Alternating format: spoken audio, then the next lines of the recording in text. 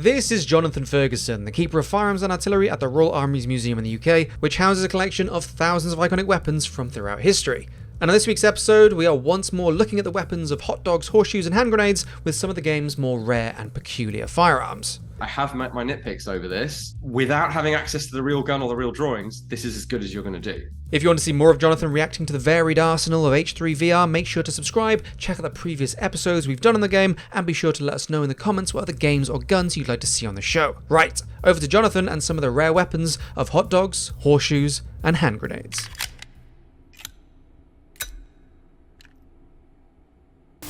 Right off the bat, that is really weird.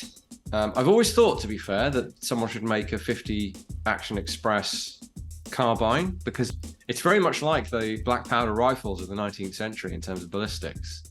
So it does weirdly make a lot of sense. Now, based on how plausible this looks, I'm guessing this is an actual Desert Eagle carbine that I don't know about, rather than a made-up one, but something about it still looks very wrong with that girder-like stock. But yeah, ironically, it's one of the more practical cursed guns you'll ever see. Oh, adjustable stock. That's really slick. Handguard at the front, ported barrel. It's way more practical than a Desert Eagle pistol, put it that way. And I'm not even sure it's any less fun, because you still get the boom of the big bore cartridge. Extended magazine as well, of course. I don't know if I said this last time with this game, but the slide seems to move a bit slowly. Should really move almost faster than the eye can see. It's not like hilariously slow. The only thing that I saw of this is I gave it a look-see briefly. Yeah. And it seems to be based off of, like, it was a picture of a newspaper clipping that someone took that had like this, you know, this build in it. It was marked as like a police carbine. Oh, I may have to go down a rabbit hole on this one, Dave. Such is my want, doing work while I'm not getting paid.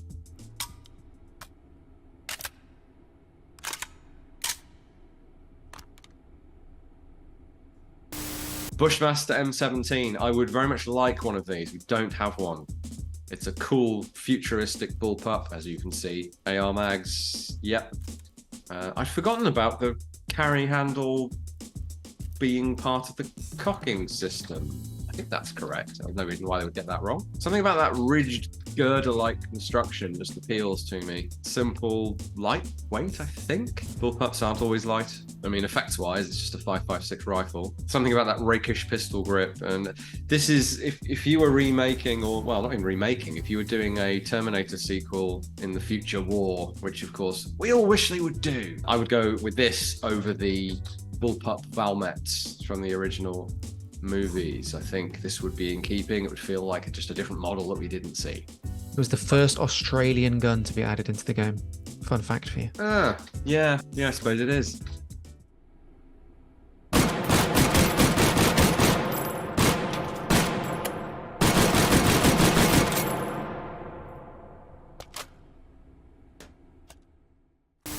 Now, this is very cool. This girder is the Lewis, quote-unquote, assault phase rifle. One of many pitfalls around the phrase assault rifle. Conceived really for a similar sort of role to what we now know as an assault rifle. Automatic fire, intermediate cartridge. I'm guessing this is modeled from our gun. Looking very good. It's really funny. There's enough verisimilitude, to use a pretentious word, here that I'm looking at this and wincing when they throw the guns on the bench, because this is, you know, almost unique, and I wouldn't dare throw it on a bench and watch it teeter and nearly fall off.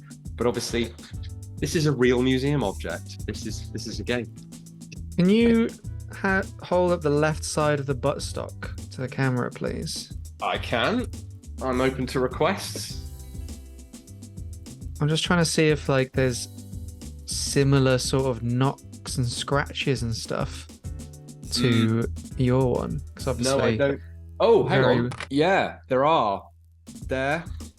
I don't know if they match what's on the model or on the texture. So I'm guessing, from what you said, there's not many of these in existence. This isn't unique. These are representing, I mean, to be fair, they may have just used the same back end as ours, and then just created the heat shield version of the rifle. There are maybe 3 of these. I have never actually checked how many exist. I believe they are all different because they were prototypes. So this was actually a British effort, I gather. Although using the Lewis action, it's a sort of upside down Lewis gun, lightened but not that much. This still weighs a ton. And another attempt to make a slow firing but automatic firing kind of hip-fired assault phase weapon, hence that weird name. And the guys at H3VR have faithfully copied our example, no doubt because they're using the Forgotten Weapons site as their reference. But it's very funny to see the exact same nicks and scrapes on the butt there.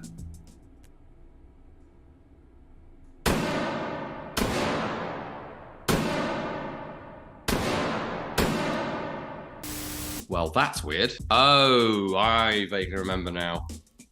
This is Soviet. Is this the astronaut pistol? Yeah, the TOZ-81. Meant to be a survival pistol. Yeah. For cosmonauts that landed in Siberia, from what I read.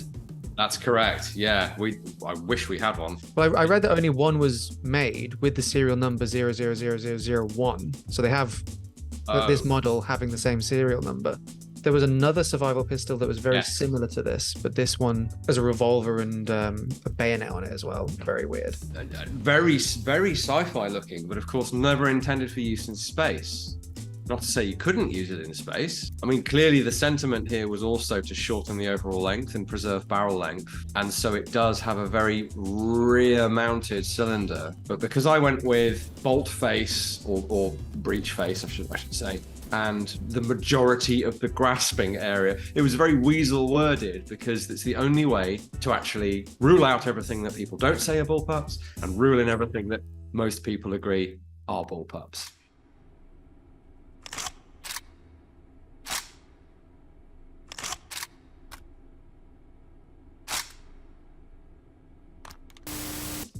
Wow, that's very impressive. To be able to see, ironically, you get a better view of the reticle in the game than you do on the real gun, or at least on this one, because it's faded. Somehow, clarity of the optics on basically all of these is faded. So that reticle you see there, I don't know if it's taken from my book or probably from the manual that's Forgotten Weapons looking correct. I think it would look. It's something not quite right with it there, which I think is no, that's just the way that I'm seeing it through this 2D screen. If you had goggles on, it would be fine. So if I have any criticism here, and maybe if I looked more, I might find more, but the handguard looks to be neither the classic pineapple grenade swell, which is a separate piece of wood glued onto what was originally just a straight forend, by the way. The first EM2s didn't have that grasping swell, and they bolted this on, or glued it on, and then bolted through it as well, which is the main bolt for retaining it. And also details like a shroud around the magazine catch to stop you accidentally knocking out your magazines, a different receiver breech cover here. There are 3 different shapes of this. It's all in my book, Thornycroft to SA80, should you be interested. It is expensive, I warn you. Yeah, so it looks great. It looks way better than the Call of Duty one, which made me weep inside. It's very, very close. The problem is there's a spectrum of EM2 design from the very first prototypes through to X2E1, or rifle, what would have been rifle number 10.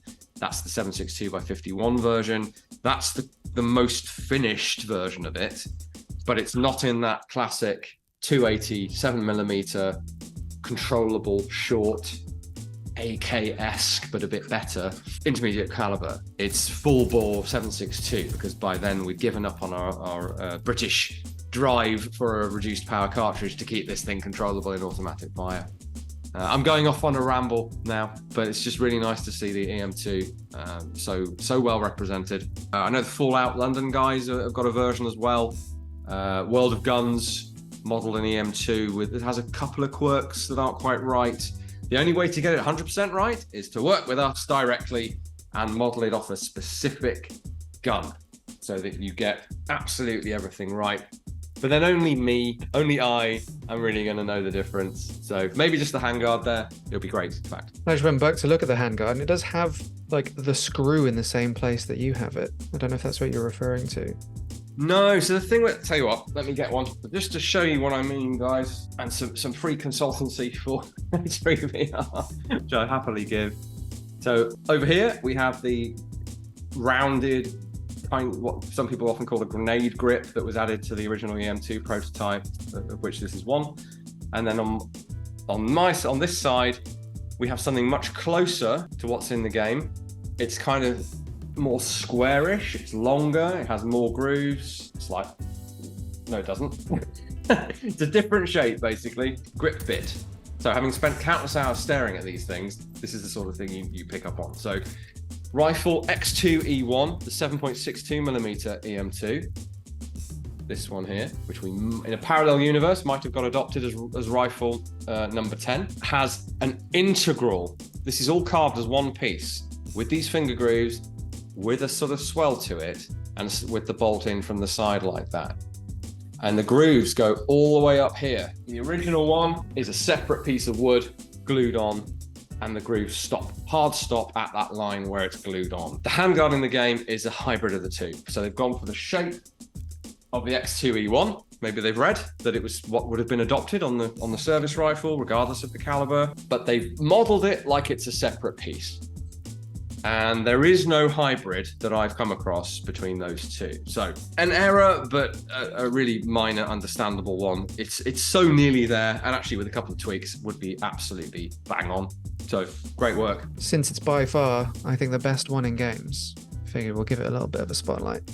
Yeah, I mean, what I would say is, I think so the breech cover is the original EM2 design, the safety selector is the original design, it doesn't have the shroud, which matches the original design, and it appears to be in, what caliber does it say it's in? 280 British, so it does feature the caliber.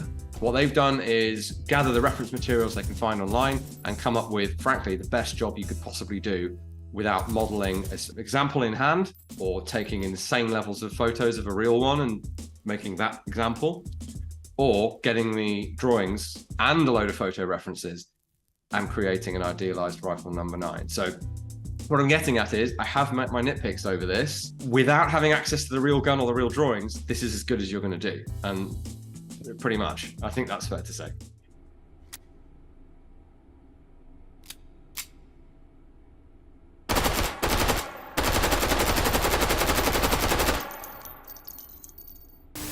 Now, I am ashamed to say I didn't remember the name of this, but I instantly recognize it with that U-shaped magazine. I don't remember it being automatic though. I would have to go back and watch the Forgotten Weapons video. Correct me if I'm wrong, I haven't watched the video in some time, but he's absolutely right. A magazine like this only really makes sense for a select fire design, because you're turning a concealable pistol into a very unconcealable pistol. And what you could do, I suppose, is have a flush fit magazine and the pistol in a holster or something, and one of the U-shaped magazines in the small of your back or something, I don't know, for some sort of movie scenario. I see that players having difficulty fitting that weird shaped magazine. Another cool, rare design incorporated into the game. Don't have one to compare and nitpick, but... Right there is based off of the Ruby, was it the World War I pistol? Ruby is a sort of loose name for a whole family of Spanish made pocket / sidearm type pistols. But yeah, it's loosely that type. And someone had the bright idea of making a high capacity magazine. And yeah, kind of the theory might be that it was automatic.